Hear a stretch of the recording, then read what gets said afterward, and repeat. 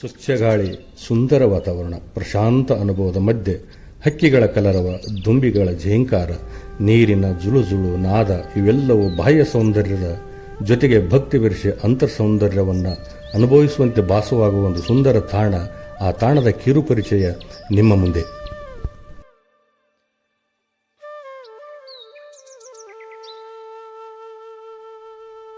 ಗಿರಿನಾಡಿನಲ್ಲಿ ಮಲೆನಾಡಿನ ಅನುಭವ ತಂದುಕೊಡುವ ಆ ಸುಂದರ ತಾಣ ಎಲ್ಲಿದೆ ಎಂದು ಕೇಳಿದರೆ,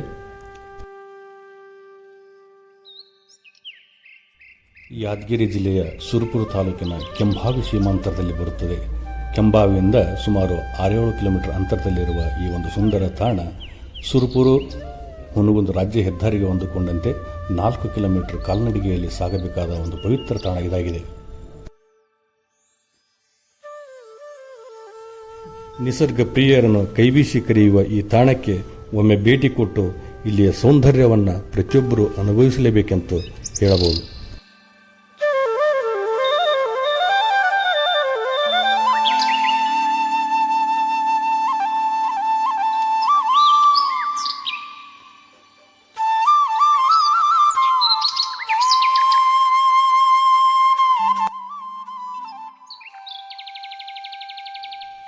ರಾಮಲಿಂಗ ನೆಲೆ ನಿಂತ ಕಾರಣ ಈ ತಾಣಕ್ಕೆ ರಾಮಲಿಂಗೇಶ್ವರ ಬೆಟ್ಟ, ರಾಮಲಿಂಗನ ಕೊಳ್ಳ ಎಂಬ ಹೆಸರು ಬಂದಿದೆ.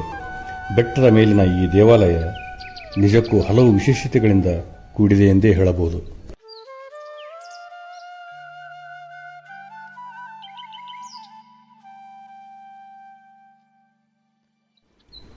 ರಾಮಲಿಂಗನ ಬೆಟ್ಟ, ರಾಮಲಿಂಗನ ಕೊಳ್ಳ ಎಂದು ಕರೆಸಿಕೊಳ್ಳುವ ನಾಡಿನಾದ್ಯಂತ ಅನೇಕ ತಾಣಗಳು ಕಾಣಸಿಗುತ್ತವೆ. ಅದೇ ರೀತಿ ಕೆಂಭಾವಿಯಲ್ಲಿ ಕೂಡ ಈ ಕೆಂಭಾವಿ ಸೀಮಾಂತರದಲ್ಲಿ ರಾಮಲಿಂಗನ ಬೆಟ್ಟ ಎಂದು ಕರೆಸಿಕೊಳ್ಳುವ ಈ ಪುಣ್ಯ ತಾಣದ ವಿಶೇಷತೆ ಏನು ಅಂದರೆ, ಶ್ರೀರಾಮಚಂದ್ರನು ವನವಾಸ ಸಂದರ್ಭದಲ್ಲಿ ತಾನು ನೆಲೆ ನಿಂತ ಸ್ಥಳಗಳಲ್ಲಿ ಶಿವನ ಆರಾಧನೆಗಾಗಿ ಲಿಂಗ ಸ್ಥಾಪನೆ ಮಾಡುತ್ತಾನೆ. ಅಂಥ ಒಂದು ಸ್ಥಳಗಳನ್ನು ರಾಮಲಿಂಗನ ಬೆಟ್ಟ, ರಾಮಲಿಂಗನ ಕೊಳ್ಳ ಎಂದು ಕರೆಸಿಕೊಳ್ಳುತ್ತವೆ. ಆ ಒಂದು ಪ್ರತೀತಿ ಈ ಕೆಂಭಾವಿ ಸೀಮಾಂತರದಲ್ಲಿರ್ತಕ್ಕಂಥ ಈ ರಾಮಲಿಂಗನ ಕೊಳ್ಳಕ್ಕೆ ಇದೆ ಎಂದು ಹೇಳಬಹುದು. ಈ ಒಂದು ಪುರಾಣ ಕಥೆಗಳಿಂದ ತಿಳಿದು ಬರ್ತಕ್ಕಂಥ ವಿಷಯವಾಗಿದೆ.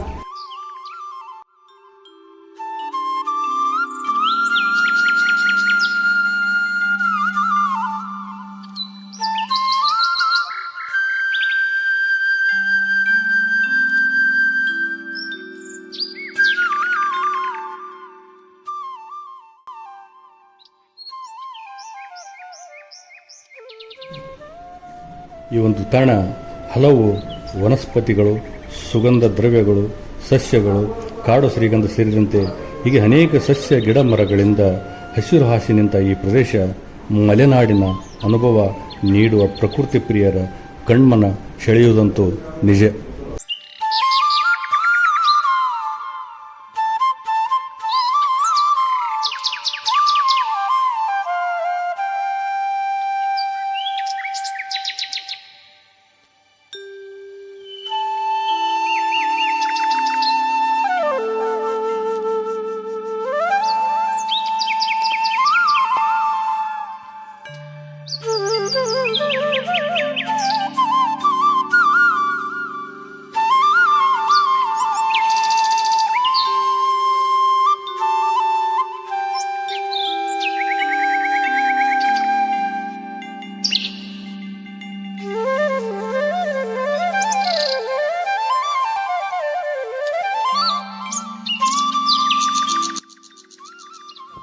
ರಾಮಲಿಂಗೇಶ್ವರ ಬೆಟ್ಟ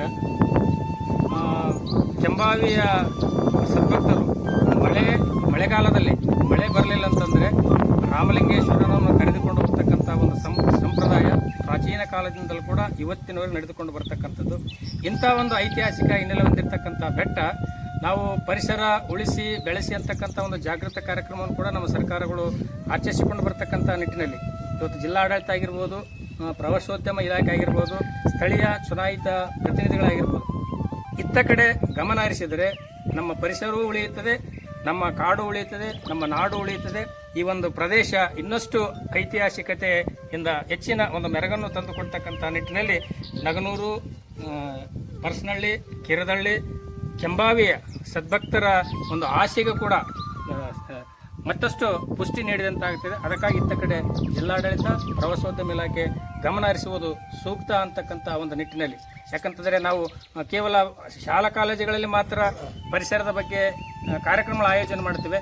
ನಿಸರ್ಗ ನಿರ್ಮಿತವಾಗಿರ್ತಕ್ಕಂಥ ರಮಣೀಯ ಸ್ಥಳವನ್ನು ಉಳಿಸಿಕೊಂಡು ಬರತಕ್ಕಂಥ ನಿಟ್ಟಿನಲ್ಲಿ ಇಲಾಖೆಗಳು ಮುತುವರ್ಜಿ ವಹಿಸಬೇಕಂತಕ್ಕಂಥ ಒಂದು ಸಂದೇಶವನ್ನು ಈ ಮೂಲಕ ಕೊಡಲಿಕ್ಕೆ ಇಷ್ಟಪಡ್ತೇವೆ. Doctor Venkanagouda, police Patil.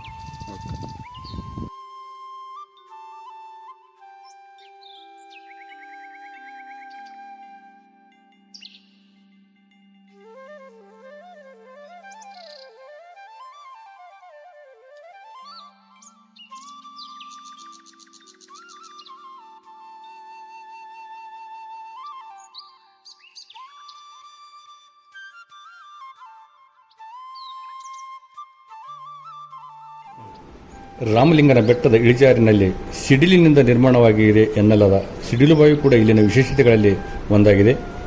ಈ ಬಾವಿಯಲ್ಲಿ ನೀರು ಯಾವತ್ತೂ ಬತ್ತಿದ ಉದಾಹರಣೆಗಳೇ ಇಲ್ಲ. ಮಳೆಗಾಲದಲ್ಲಿ ತುಂಬಿ ಹರಿಯುವ ಈ ಬಾವಿ ಇಲ್ಲಿನ ಬಂದಂಥ ಭಕ್ತಾದಿಗಳಿಗೆ ಜಲಮೂಲವಾಗಿ ನೆಲೆ ನಿಂತಿದೆ.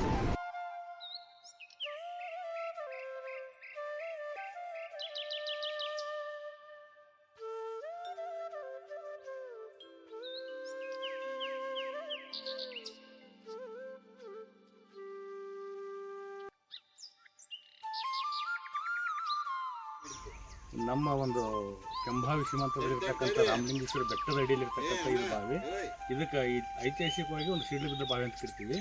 ಇಲ್ಲಿವರೆಗೂ ಕೂಡ ನಾವು ನೋಡೋಕ್ಕಾಗಿ ಮತ್ತು ನಮ್ಮ ಪೂರ್ವಜರು ಹೇಳೋಕ್ಕಾಗಿ ಕೂಡ ಈ ಬಾವಿ ನೀರು ಬಚ್ಚಿದ ಇತಿಹಾಸ ಇಲ್ಲ ಅಂತ ಹೇಳ್ಬೋದು. ಈ ಇರ್ತಕ್ಕಂಥ ರಾಮಲಿಂಗೇಶ್ವರ ಬೆಟ್ಟದ ಅಡಿಯಲ್ಲಿರ್ತಕ್ಕಂಥ ಈ ಬಾವಿ ನಿಸರ್ಗ ನಿರ್ಮಿತ ಬಾವಿ ಅಂತ ಹೇಳ್ಬೋದು. ಇದು ಸಿಡಿಲು ಬಾವಿ ಅಂತೇಳಿ ನಮ್ಮಲ್ಲಿ ಪ್ರಸಿದ್ಧಿಯಾಗಿದೆ. ಈ ಬಾವಿಯಲ್ಲಿ ಏನಪ್ಪ ಅಂತಂದ್ರೆ ನೀರು ಯಾವಾಗಲೂ ಬಚ್ಚಿದ ಉದಾಹರಣೆಗಳಿಲ್ಲ. ಬೇಸಿಗೆ ಕಾಲದಲ್ಲಿ ಕೂಡ ಈ ನೀರು ಸಂಪೂರ್ಣ ತುಂಬಿರ್ತದೆ ಬಾವಿ ತುಂಬ. ಇದೇ ನೀರನ್ನು ಏನಪ್ಪ ಅಂತಂದ್ರೆ ಮೇಲಿರ್ತಕ್ಕಂಥ ರಾಮಲಿಂಗೇಶ್ವರನ ಪೂಜೆಗೆ ಬಳಕೆ ಆಗ್ತಾ ಇರ್ತದೆ. ಅದು ಶ್ರಾವಣದಲ್ಲಿ ರಾಮಲಿಂಗೇಶ್ವರನ ವಿಶೇಷ ಪ್ರಸಾದ ವ್ಯವಸ್ಥೆ ಇರ್ತದೆ. ಆ ಸಂದರ್ಭ ವಿಶೇಷ ಪೂಜೆಗಳು ನಡೀತಾ ಇರ್ತವೆ. ಆ ಸಂದರ್ಭದಲ್ಲಿ ಕೂಡ ಇದೇ ನೀರನ್ನ ಬಳಕೆ ಮಾಡಿ ಇಲ್ಲಿ ಜನ ಭಕ್ತರೇನಪ್ಪ ಅಂತಂದ್ರೆ ತಮ್ಮ ಇಷ್ಟ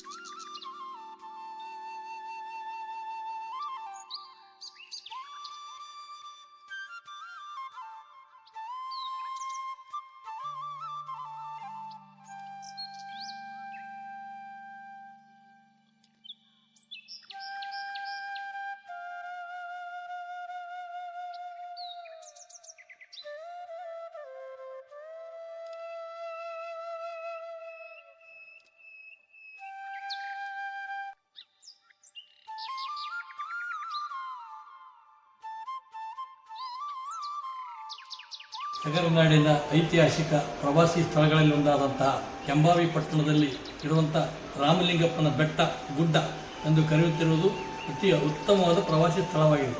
ಮಂಡ್ಯ, ಮೈಸೂರು ಕಡೆ ಇದ್ದಂಥ ಪ್ರವಾಸಿ ಸ್ಥಳಕ್ಕೂ ಮೀರಿಸುವಂಥ ಸ್ಥಳವಾಗಿದೆ. ಐತಿಹಾಸಿಕ ಇತಿಹಾಸದ ಸಂಧಿಮರ್ದನ ರಾಜಧಾನಿಯಾದಂಥ ಅಣ್ಣ ಬೋಗಣ್ಣನ ತಾಣವಾದಂತಹ ಕೆಂಭಾವಿ ಪಟ್ಟಣಕ್ಕೆ ಹೊಂದಿಕೊಂಡು ಸೀಮಾಂತರದಲ್ಲಿರುವ ಉತ್ತಮವಾದ ಒಳ್ಳೆಯ ಪ್ರವಾಸಿ ಸ್ಥಳವನ್ನು ಈಗಾಗಲೇ ಸಾಕಷ್ಟು ರಕ್ಷಣೆ ಮಾಡುವ ಸಲುವಾಗಿ ಹೋರಾಟ ಈ ಭಾಗದ ಜನರು ಮಾಡಿದ್ದಾರೆ. ಯಾವುದೇ ಹೋರಾಟ ಕೂಡ ಇನ್ನೂ ಫಲಪ್ರದವಾಗ್ತಾ ಇಲ್ಲ. ಈ ಪ್ರವಾಸಿ ಸ್ಥಳವನ್ನು ಅಭಿವೃದ್ಧಿಪಡಿಸಲು ಈ ಭಾಗದ ಜಿಲ್ಲಾ ಉಸ್ತುವಾರಿ ಸಚಿವರು, ಜನಪ್ರತಿನಿಧಿಗಳು, ಜಿಲ್ಲಾಧಿಕಾರಿಗಳು ಈ ಐತಿಹಾಸಿಕ ಸ್ಥಳಕ್ಕೆ ಭೇಟಿ ಕೊಟ್ಟು ಇದನ್ನು ಅಭಿವೃದ್ಧಿಪಡಿಸುವಲ್ಲಿ ಮುಂದಾಗಬೇಕು ಎಂದು ಕೆಂಭಾವಿ ವಲಯದ ನಾಗರಿಕರ ಪರವಾಗಿ ನಾವು ಸರ್ಕಾರಕ್ಕೆ ಒತ್ತಾಯ ಮಾಡ್ತಾ ಇದ್ದೀವಿ. ಇದು ಪ್ರವಾಸಿ ಸ್ಥಳವಾದರೆ ಇಲ್ಲಿಯ ಮಕ್ಕಳಿಗೆ ಗೊತ್ತಾಗುತ್ತೆ. ಪಶು ಪಕ್ಷಿಗಳು ಇಂದು ನಶಿಸಿ ಹೋಗ್ತಾ ಇದ್ದಾವೆ.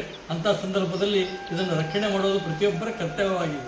ಈ ಭಾಗದಲ್ಲಿ ಪಶು ಪಕ್ಷಿಗಳ ಸಂಖ್ಯೆ ಸಾಕಷ್ಟಿದೆ.